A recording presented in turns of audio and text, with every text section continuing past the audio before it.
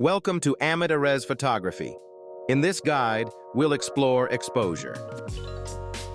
ISO, aperture, and shutter speed. Three parameters that determine how much light reaches the sensor, and each has a trade-off. High ISO equals more light, but also more noise, grain. Slow shutter equals more light, but motion blur if not steady. Small f equals large opening equals more light plus blurred background, bokeh. The three parameters are interdependent. Changing one requires adjusting the other two to maintain the same exposure, but every change has an additional effect beyond light. Correct exposure can be achieved in many ways, but every choice has consequences beyond just the amount of light. Amplifies the sensor's sensitivity to light. Lets you shoot in the dark without changing other parameters.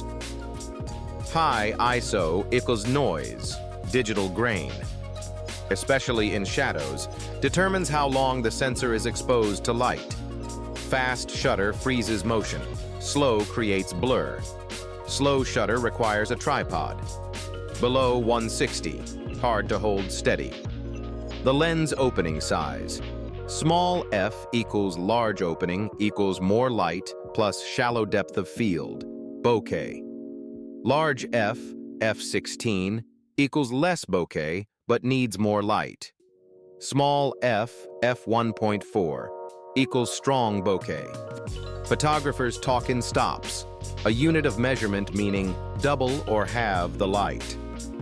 The dial on the camera body decides who controls which parameters. You set the f-stop, the camera chooses shutter speed, preferred for portrait and landscape. You set the shutter speed, the camera chooses aperture. Great for sports and motion.